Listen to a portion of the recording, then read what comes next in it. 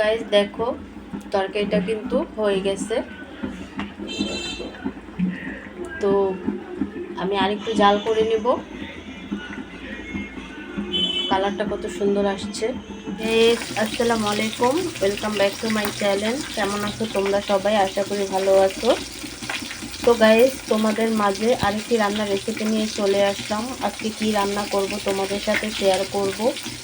তো গাইস রান্না করার জন্য এখানে আমি সবজি কেটে নিচ্ছি, তো ধুয়ে নিচ্ছি খুব ভালোভাবে। তো এই সবজিগুলোকে আমি ভেজে নেব, ভেজে রান্না করব। তো গাইস ভিডিওটি ফার্স্ট থেকে লাস্ট পর্যন্ত দেখতে থাকো, আশা করি ভালো লাগবে। আর ভালো লাগলে প্লিজ একটি লাইক আর একটি সাবস্ক্রাইব করে পাশে থাকবে। তো গাইস এখানে আমি সবজিগুলো দিয়ে দিচ্ছি ভাজার জন্য। তো সবজি ভেজে নিলে কিন্তু গাইস খুবই অসাধারণ আর টেস্টি হয়। আর খাবার বলতেই কিন্তু টেস্টি, আর সেটা যদি আমরা আরেকটু স্পেশাল করি তাহলে কিন্তু আরেকটু বেশি স্বাদ লাগে, যেহেতু আল্লাহর নিয়ামত।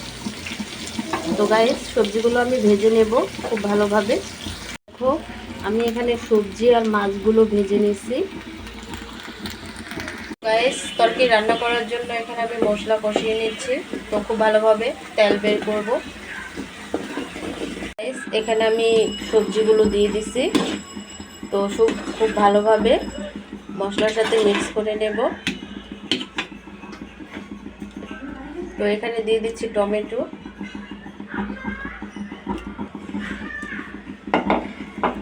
তো খুব ভালোভাবে মশলার সাথে মিক্স করে নেব, সবজিটাকে কষিয়ে নেব।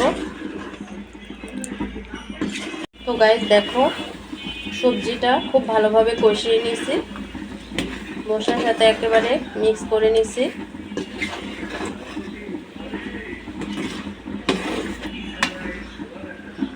গাইস দেখো তরকারিটা কিন্তু হয়ে গেছে। তো আমি আরেকটু জাল করে নিব। কালারটা কত সুন্দর আসছে।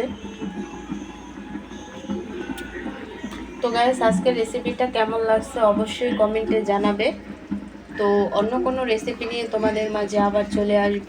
আজকে এই পর্যন্তই। সবাই সুস্থ থাকবে, ভালো থাকবে। আল্লাহ হাফেজ।